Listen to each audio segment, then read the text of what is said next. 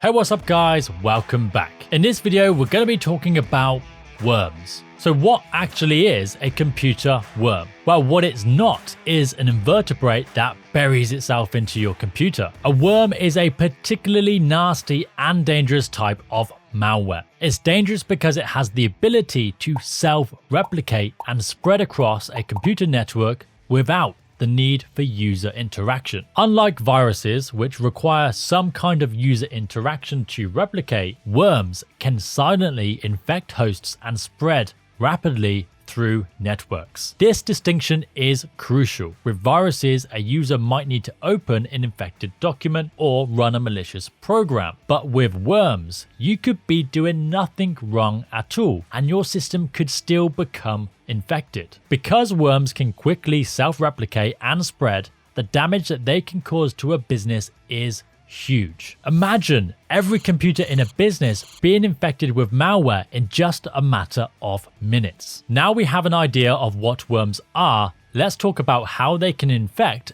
and self-replicate. Worms infect systems in the same way as other malware. Often it's going to be a malicious email attachment, a downloaded file, or through exploiting vulnerabilities. Once a system has become infected, the worm will start to spread. They do this by first scanning the network for additional devices. All connected devices are potential targets for the worm. Once the targets are identified, the worm will use security vulnerabilities to gain unauthorized access to the target systems. These security vulnerabilities are often the result of missing software or operating system updates. They could also come from insecure or misconfigured software. After exploiting the vulnerability, the worm installs itself or executes its code on the compromised system, allowing it to continue replicating. Now, once the worm has done its job and infected the entire network, what happens next is down to the payload. The payload is the part of the malware responsible for carrying out its intended function. These could be anything, but typical payloads include botnet formations. This is adding the system to a group of devices called a botnet. Botnets can be used in large-scale cyber attacks such as distributed denial of service attacks, spam distribution, or even mining cryptocurrency. We'll cover botnets in more detail later in this course. File deletion. Some worms are designed purely to destroy data. This can be devastating for a business, particularly if backup systems are also infected, removing the option of recovery. Ransomware. This is where the worm encrypts files and demands a ransom in exchange for their decryption. Essentially, the files are locked and the payment is required to regain access to the data. Again, we're going to look at ransomware later in this section. Data exfiltration. This is where the worm steals sensitive data which can then be used for blackmail, sold to competitors, or leaked to cause reputational damage. Now remember, all of this happens in a very short time frame, making worms incredibly dangerous. Now let's look at some real-world examples of computer worms. One of the earliest and most infamous worms was created in 1988, and it was called the Morris worm. It was named after the author Robert Tappan Morris, who was a student at the time. The Morris worm spread across thousands of computers connected to the early internet in just 24 hours. The worm targeted Unix systems and exploited vulnerabilities in common programs at the time. One was a debug command in the send mail application. Another was something called a buffer overflow in a service called Finger. It exploited trust relationships between Unix systems, allowing it to use remote shell commands to spread to other trusted devices. It would also use password guessing to compromise systems with weak or no password at all. This worked because, well, back then people didn't really consider security, and they often used weak passwords or just no password at all. Interestingly, the author of the Morris worm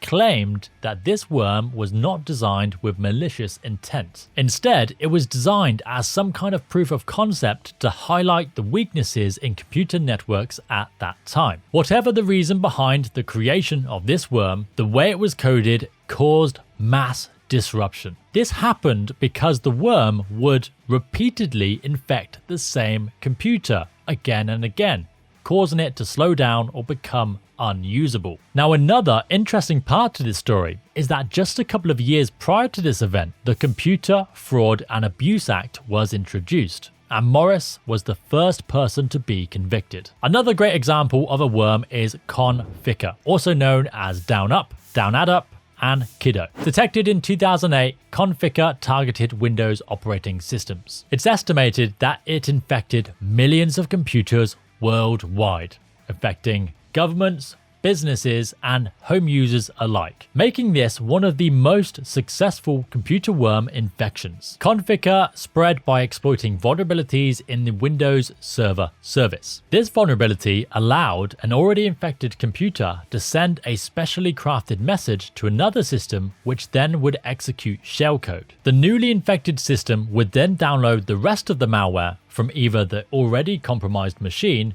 or from remote servers. This vulnerability affected Windows 2000, Windows XP, Windows Vista, Windows Server 2003, and Windows Server 2008. It was patched by Microsoft, however, many people did not update their systems in time. Conficker was hugely successful due to the amount of techniques it used to update and evade detection. For example, Conficker downloaded updates using a list of 250 domains, which was later increased to 50,000. To evade detection, Conficker disabled Windows updates, blocked access to security-related websites, and even disabled antivirus programs. Interestingly, after putting all that work into Conficker, it wasn't until the last updates that some type of malicious payload was added. Conficker eventually started adding victims to the Waldak botnet, which was used to send mass spam email. It also started distributing scareware, which is fake antivirus designed to convince users that their computer is infected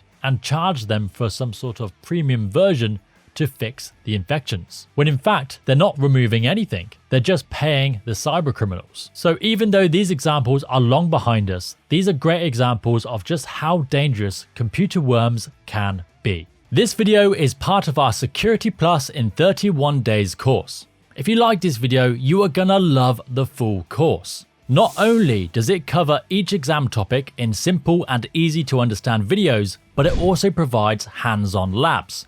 These labs guide you through practical tasks like creating Trojans, cracking passwords, and sending your own phishing emails, giving you real-world experience and making your studies that much more engaging and effective. It doesn't stop there though. You also get a copy of our Security Plus in 31 Days ebook, which follows the course and covers each topic. You'll also get access to helpful downloads to support your learning, a private community where you can connect with fellow learners, and exclusive discounts. It really is the complete package to guide you through your Security Plus journey. Check it out in the description below.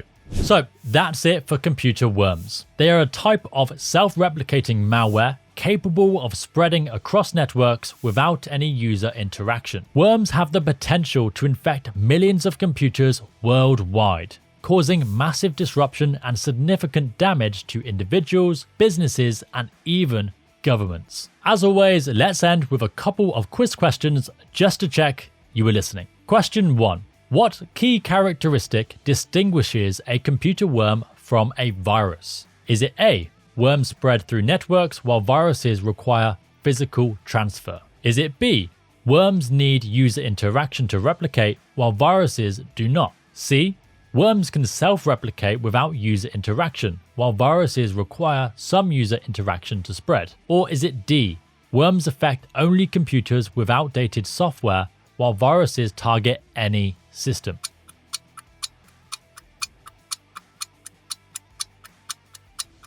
The answer is C. Worms can spread across networks without needing any user interaction, unlike viruses, which typically require user interaction to replicate. Okay, question 2.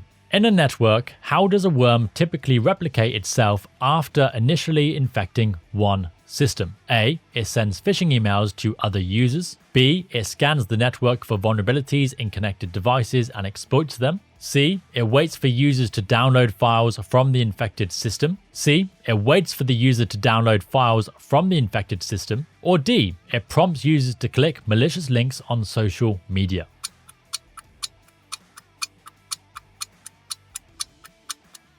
The answer is B. Worms typically replicate by scanning the network for other connected devices and then exploiting security vulnerabilities in order to gain access to those devices. If you liked this video, don't forget to give it a thumbs up, leave a comment and subscribe. The support from you guys really helps this channel grow.